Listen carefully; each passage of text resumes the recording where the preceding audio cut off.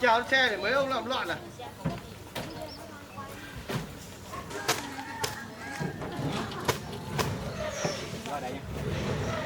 Mày xuống làm gì? Đi lại lên.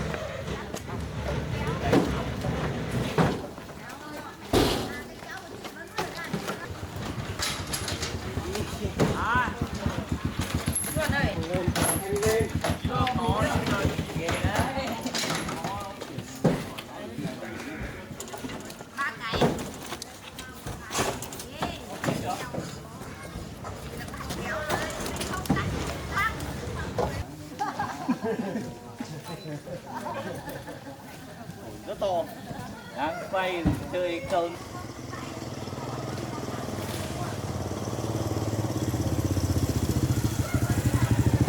Đi. Không cần người thì để con vào biết được vào cho. Đủ rồi. Hai vợ chồng cua hai vợ chồng bỏ đá bỏ đá. Bỏ đá không thì làm. Không làm nữa là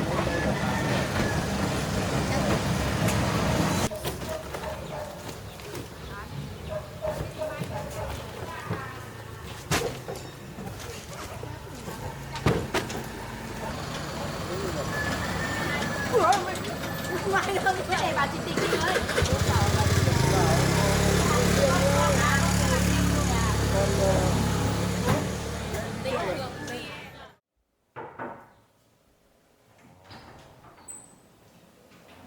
Dạ em chào sếp ạ. à, cô Linh à? Mời cô vào ngồi. Sổ sách của cô đâu rồi? Em để ngoài xe ạ. Ngoài xe à? Em xuống lấy lên đây. Dạ.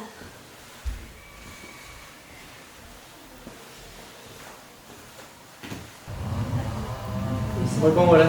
Dạ. Sáng nay thì lượng hàng đi hết rồi chứ? Dạ vâng ạ, sáng nay thì lượng hàng cũng bốc đi hết rồi.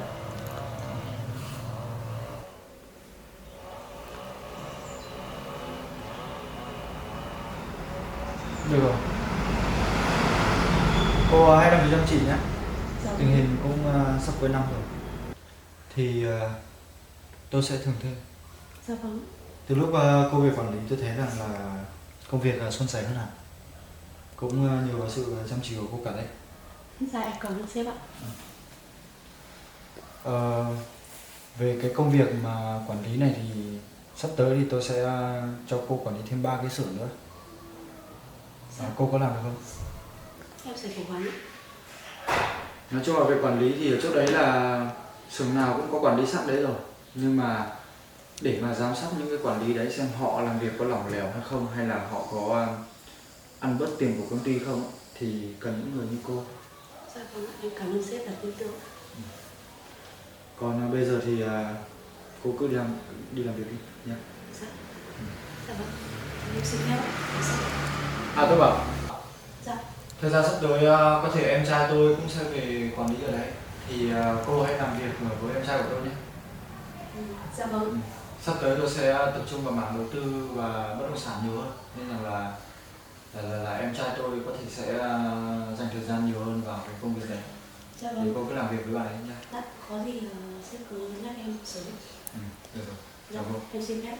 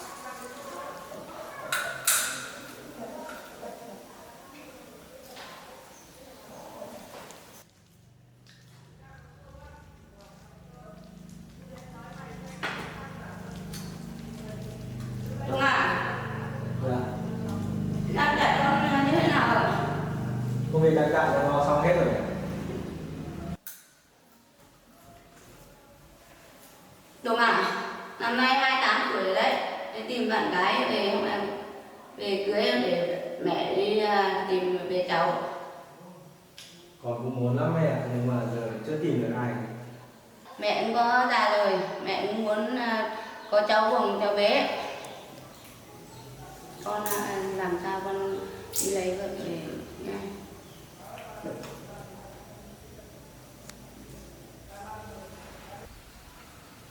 Anh có đau lắm không? Hay để tôi đưa anh về xuống nhà anh nhé.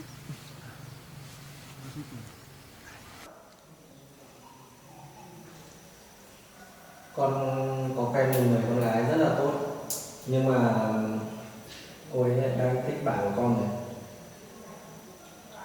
Con cứ tán thoải mái đi, bạn gái chưa có chồng luôn, thì con cứ thoải mái là tán cô đấy.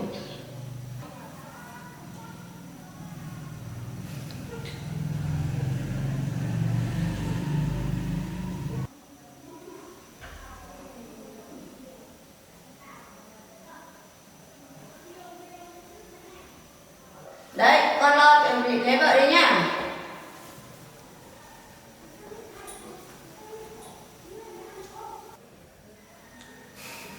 Không biết mình có nên tán tỉnh con Diệp không nhỉ?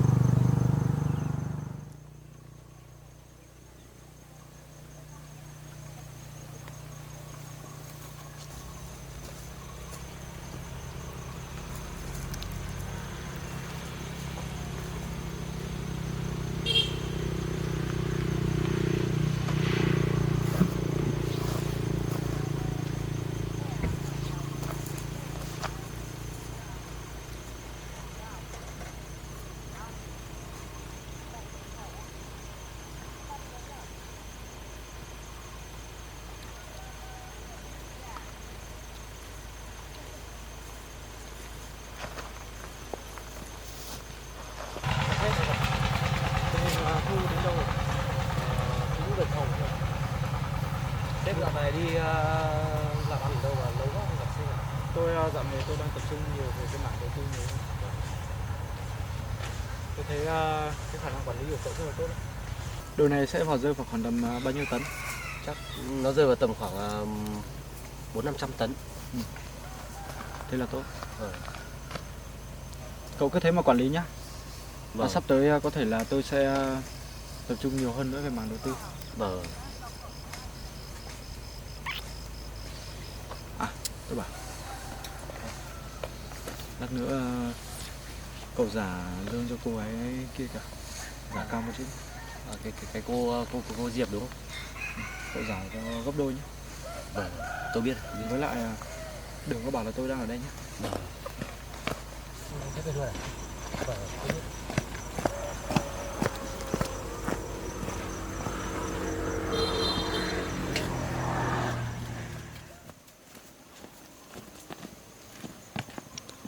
Chào anh.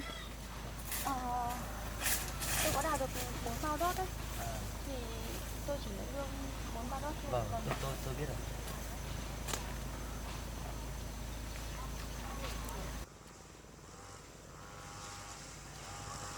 Cô cầm.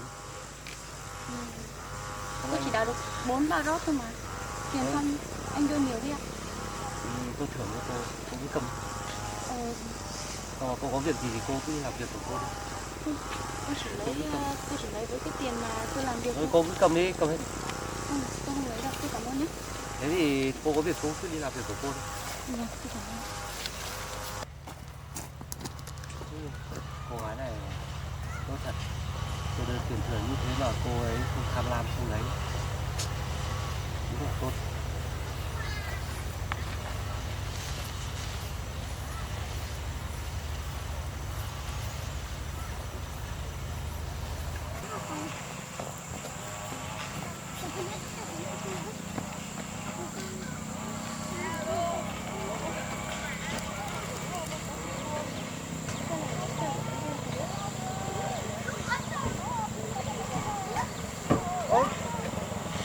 Diệp à, em đang đi làm gì đấy? Anh ạ, em được là không được ai sau đến xe của anh thế. Anh vô tình đi qua đây, nhưng mà anh dừng đây có chút việc. Em đi cùng anh ra ngoài thị trấn. Đi bây giờ luôn ạ? Anh có bận gì không? Em thì ngoài công việc đi làm với cả về nhà ra thì cũng không có không làm được gì cả. Vậy thì đi cùng anh. Không sao đâu. Không sao đâu, em xong rồi.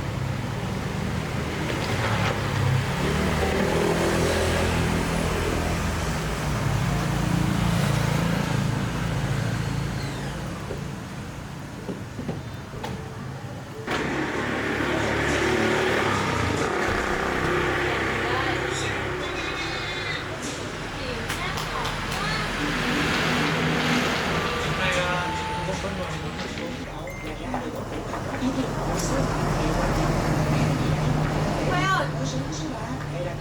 Quay ơi! Sao cái hồ đóng máy?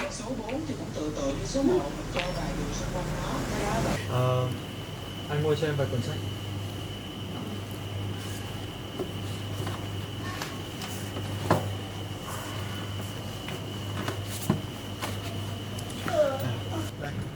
Đây là những quyển sách mà Em ơi! Có vứt cái gì đấy? Có vứt cái hộp cái mũ của chị Trà phải không? Chị Trà xử lý bây giờ đấy! Không nói nhiều! Nhưng mà em không biết nghỉ trước sao.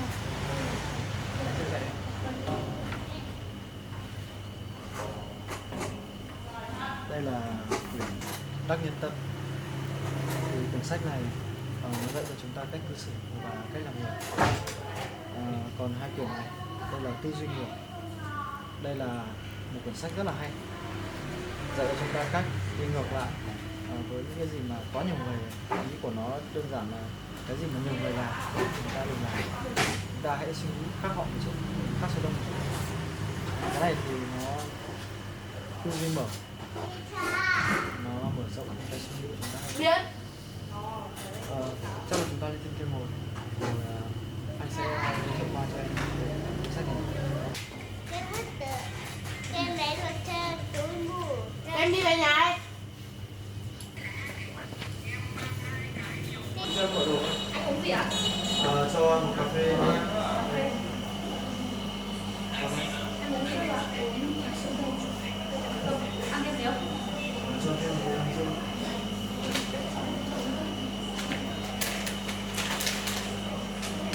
Truyền thống hơn này. Đây. Chị. Đồng điếu em. Con làm đây cho.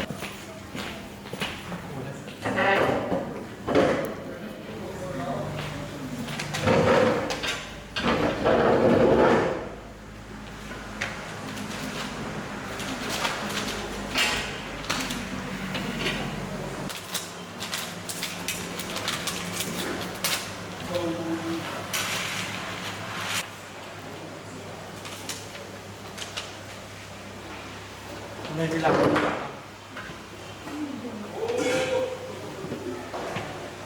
Anh tính là bao giờ sẽ làm chồng gà? Em tính là em không tính là đi cần một ít treo, một ít cây gỗ để làm một chút nhà cho nó được chắc chắn hơn. Gà với vịt thì trong một hai hôm sẽ về, bởi vì anh ấy ở cái trại rất là xa. Em cũng nghĩ là mình đã trộn mua. Gà với vịt thì không thể mua ở chợ, phải mua ở những cái trang trại mà họ có những cái chất lượng giống rất là tốt. Thì em sẽ trả tiền đầu tiên là việc cho nhé. Tại vì là em đi làm cũng có một chút tiền nữa.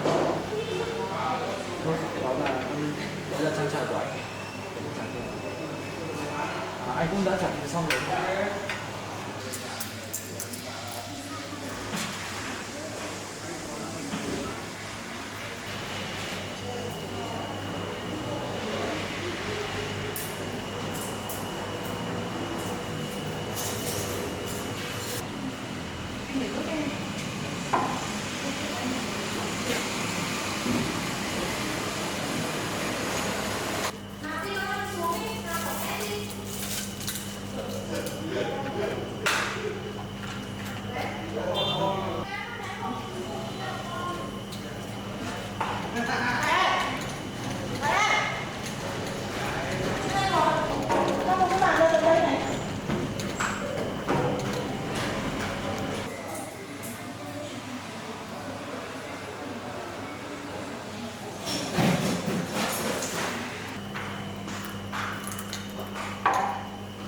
Nước ở đây ngon thật đấy. Đây là cuốn sách Cách nhân tâm. Cuốn sách này sẽ dạy cho em cách đối nhân xử thế, cách đối xử giữa người và người. Cuốn sách này ngoài ra thì nó còn cho em rất là nhiều góc nhìn khác về những cái câu chuyện. Ví dụ như câu chuyện tấm cám chẳng hạn. Nếu mà em nhìn theo góc nhìn của những câu chuyện ta đang nhìn thì tấm là người tốt, cám là người xấu. Tuy nhiên nếu mà em nhìn từ góc nhìn của cám thì cám cũng không phải hoàn toàn là xấu, cám cũng là một người tốt, chỉ là có những cái lựa chọn nó chưa được đúng lắm. Cuốn sách này nó là như vậy. Còn đây, còn quyển này là tư duy mở. Em không biết tại sao anh lại mua cho anh cuốn sách như này mà không phải những quyển sách về kinh doanh hay là bán hàng không? Không biết. Tại vì theo quan điểm của anh, để mà em có thể tiếp thu được một cái lượng kiến thức nhiều như vậy thì em phải có một cái tư duy tốt đã. Cái tư duy của em nó phải tốt và phải mở đã. Sau đấy em mới tiếp thu được những cái kiến thức về chuyên ngành sau. Thì quyển này nó là tư duy mở. Dạy một chút. Theo tính vào. Còn đây là một quyển về tư duy ngược. Em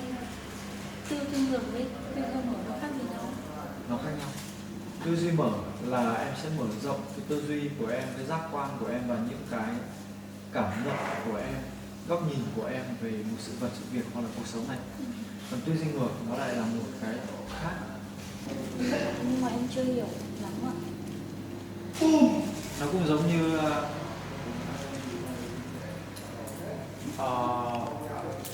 khi mà chúng ta kinh doanh hay là vận hành làm một công việc nào đó để kiếm ra tiền, đôi khi chúng ta không nên đi theo cái đám đông, chúng ta phải nghĩ khác họ đi một chút.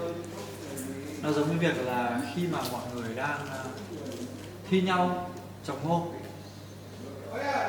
thì em phải là cái người đi buôn ngô, Chứ không phải là người đi trồng thôi. tức là khi mà cả xã hội họ đang làm một cái việc gì đó thì em sẽ là một cái người đi cung cấp một cái dịch vụ cho họ về cái việc đấy. Khi mà rất nhiều người, hoặc là ví dụ cho em hiểu, khi mà rất nhiều người ta đi trồng ngô, trồng sắn thì em sẽ là người đi bán phân bón cho họ. Tại vì có quá nhiều người họ trồng và họ không có phân bón thì em phải là người bán phân bón. Là việc là người trồng ngô và mình là người cung cấp những cái phân bón cho họ để họ mua và bón cho ngô đi. Tạm thời em sẽ đọc cho anh, giúp anh vào cuốn sách này về tư duy của mình. Sau đó thì anh sẽ cho anh thêm một quyển sách về chuyên ngành nữa. Em có lẽ em sẽ dành thời gian để nói về Mà có lẽ cũng đã muộn, chắc là chúng ta đi về. Và đi về rồi anh sẽ đọc cho em. Chúng ta còn có Aki và Hà đang trên chúng ta. anh có đây nhá. Em sẽ dành thời gian để đọc sách nhiều hơn. Tại vì là em sợ là có những cái từ của em không hiểu. Anh sẽ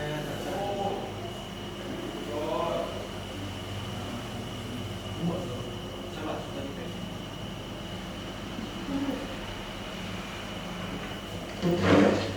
Chắc là Aki có lắm rồi.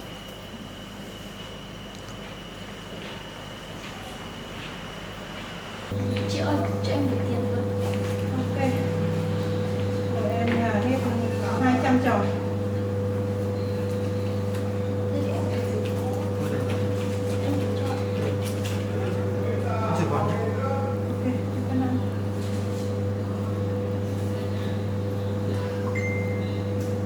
Thế thôi để em trả tiền nó cũng được. Sau đấy. Chị ạ. Bây giờ đi ạ.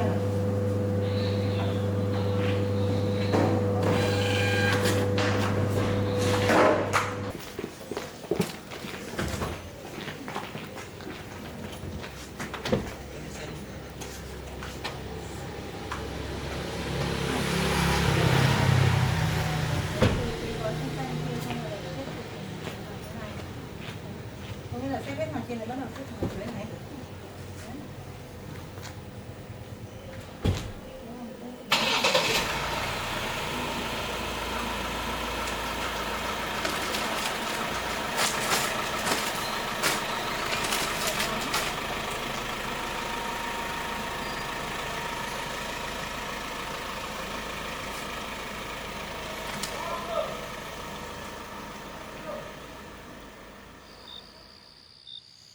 Aki, con đói chưa? Nó chỉ về với chủ nhân của nó thôi. Nó bỏ với anh rồi. À đây. Aki, con đói chưa? Đợi xíu nhá, đợi xíu có đồ ăn nhá. Đồ ăn đây, xíu ăn nhá.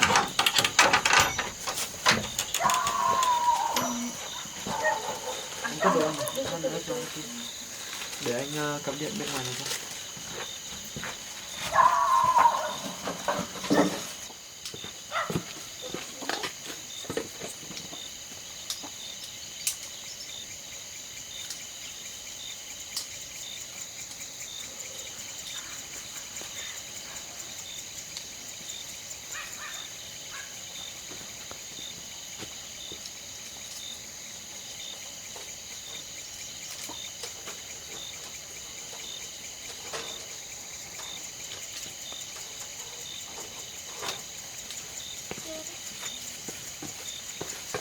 một tí để bỏ túi bóng ra các con. Từ từ. Các con ăn mà, để đổ ra đây nè. Nào, đi ra. Ăn đi. Ăn đi con. Chắc cậu ấy đói lắm rồi đấy. Hôm nay được ăn đồ ăn ngon nhá. Con ăn đi. Ăn đi, sao không phải sợ đâu, nào con ăn. Đi. Chắc cậu ấy đói lắm rồi đấy. Em cũng nghĩ như thế. Cả ngày hôm nay em nghĩ là ngày rồi. Hôm nay mày được ăn ngon rồi đấy. Con phải cảm ơn Dêm nhá.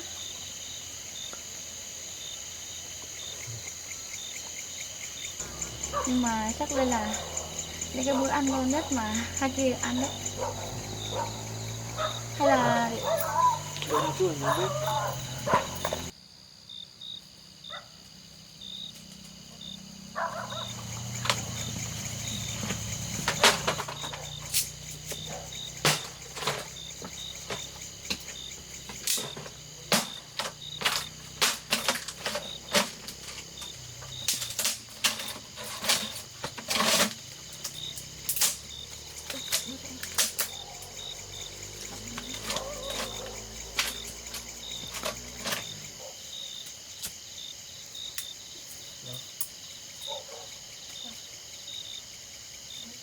đưa cho em. Để xem.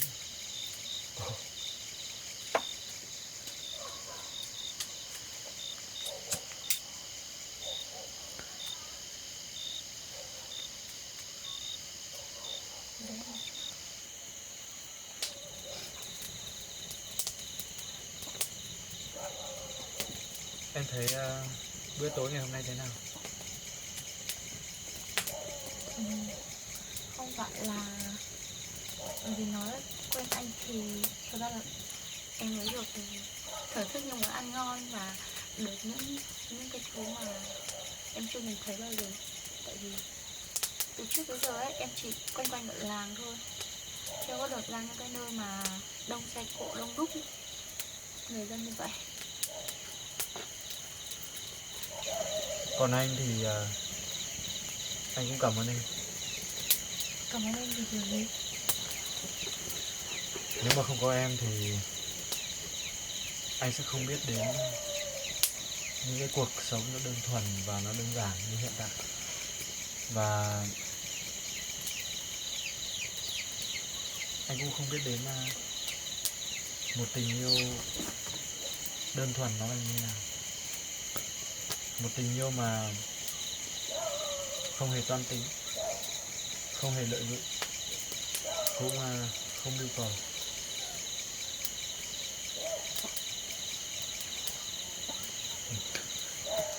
À đúng rồi, để anh ra lấy cuốn sách đọc cho em nghe nhé. Một chút.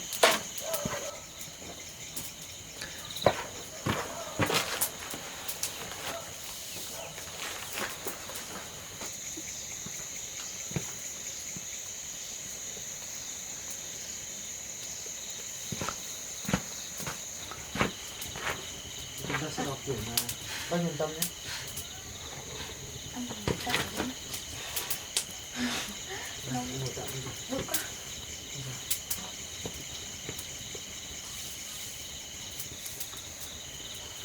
Đây là một cuốn sách anh đã đọc cách đây 3 năm và thật sự rất là thích nó.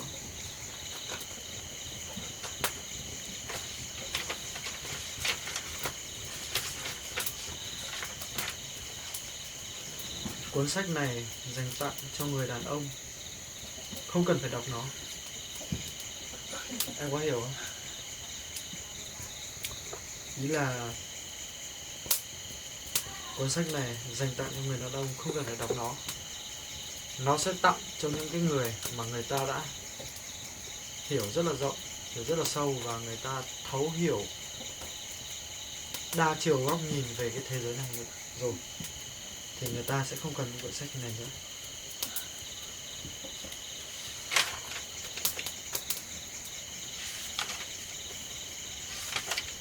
Để xíu để xem có trang nào cho anh. Đọc cho đẹp không? Đọc cho hay không? À, anh sẽ đọc chương 1 cho em nghe. Nếu bạn muốn lấy mật, đừng phá tổ ong.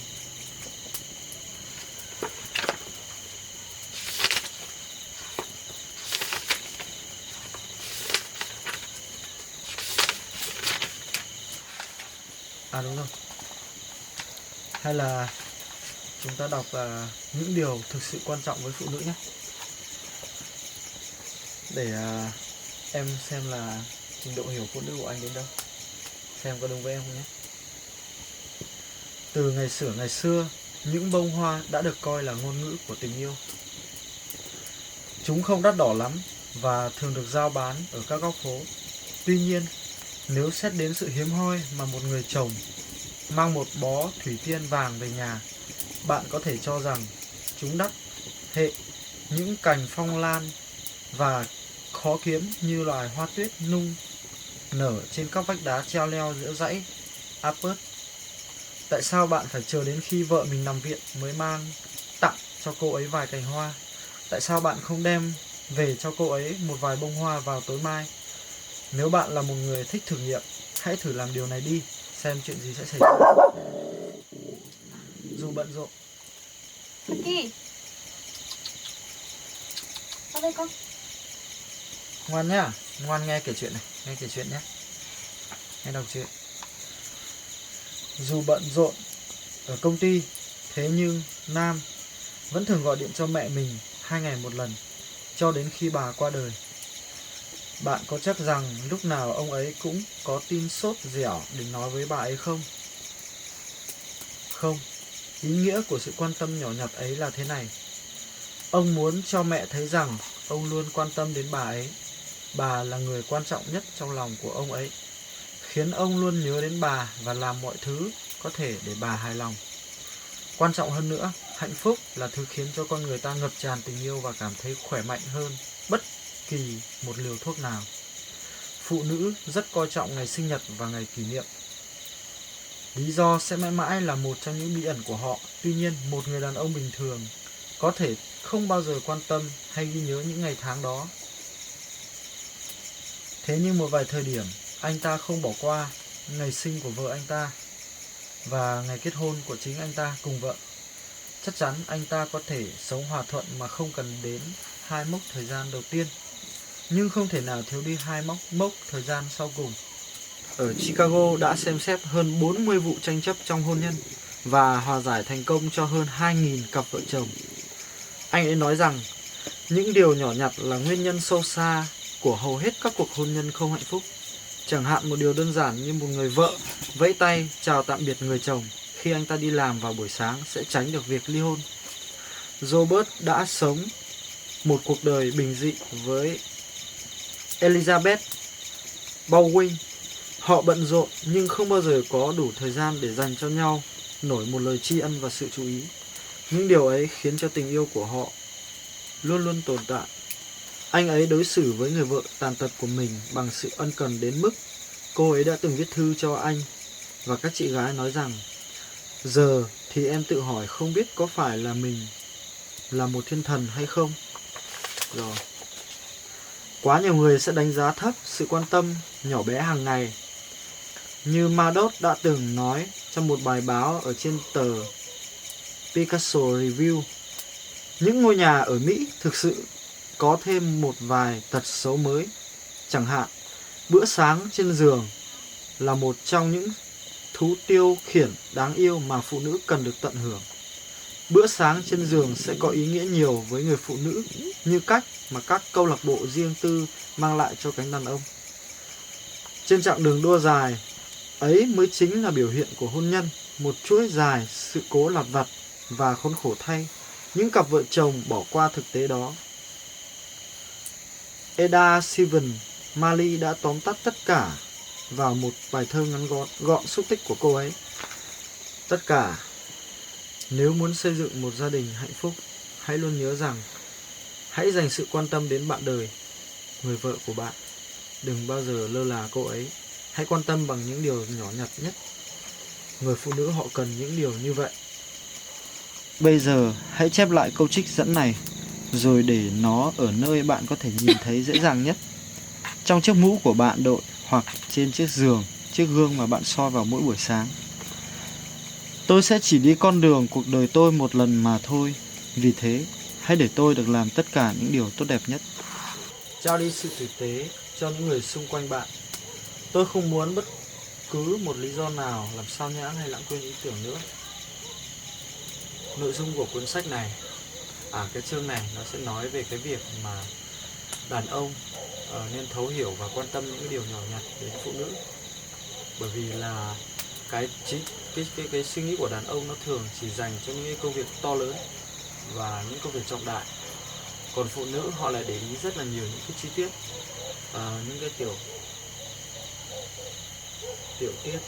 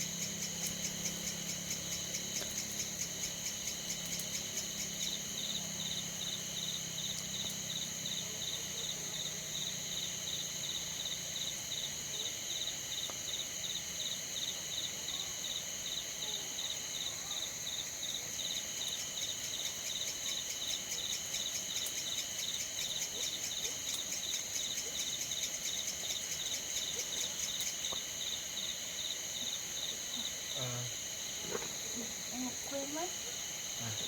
Anh đọc đến đâu rồi? Hôm nay anh đọc cái chương là phụ nữ họ cần điều gì nhất. Anh sẽ tóm lại cho em nghe. Nếu mà chúng ta nhìn theo một góc là chúng ta chỉ đọc hiểu thôi, thì cái câu chuyện nó là phụ nữ họ rất cần sự quan tâm. Đôi khi người đàn ông chỉ làm những cái việc rất là nhỏ nhặt thể hiện sự quan tâm thôi là họ đã cảm thấy rất là đặc biệt rồi. Còn đàn ông thì họ sẽ tập trung vào những cái thứ to lớn hơn. Vì thế nên là họ hay quên đi những cái điều nhỏ nhặt dành cho người phụ nữ của mình. Đó là sự tóm tắt của trong sách, và rút ra bài học là mình sẽ cần phải quan tâm và yêu thương người phụ nữ của mình hơn, tập trung vào những điều nhỏ nhặt hơn, cũng không nên tập trung vào quá là nhiều sự to lớn. Đôi khi chỉ cần một bông hoa và một nụ hôn thôi là người phụ nữ họ đã hạnh phúc. Giống như là phải cùng nhau vun lấy gia đình nhỏ của mình đấy. Đó là những gì trong sách. Còn nếu mà chúng ta nhìn theo một cái góc rộng hơn ở bên ngoài, chúng ta nhìn vào tổng thể cái câu chuyện, thì nó sẽ là sự thấu hiểu, sự đồng cảm giữa hai vợ chồng, và sự nhìn nhận lẫn nhau. Mà thôi thì đó chỉ là một chương của cái sách này thôi. Ngoài ra nó có rất là nhiều những cái chương khác. Anh xem thử em mấy giờ rồi? Hiện tại cũng đã 9 giờ rồi. Hay là anh cũng cần được nghỉ ngơi để mai anh còn tiếp tục cho công việc ấy. Hôm nay chúng ta chỉ đọc như vậy thôi. Có thời gian thì em sẽ đọc thêm. Em hãy chăm chỉ đọc nó nhé. Chắc là anh cũng đi về rồi.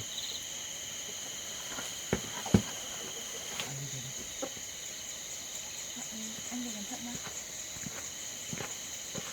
Chúc anh ngủ ngon nhé. Chúc anh ngủ ngon nhá.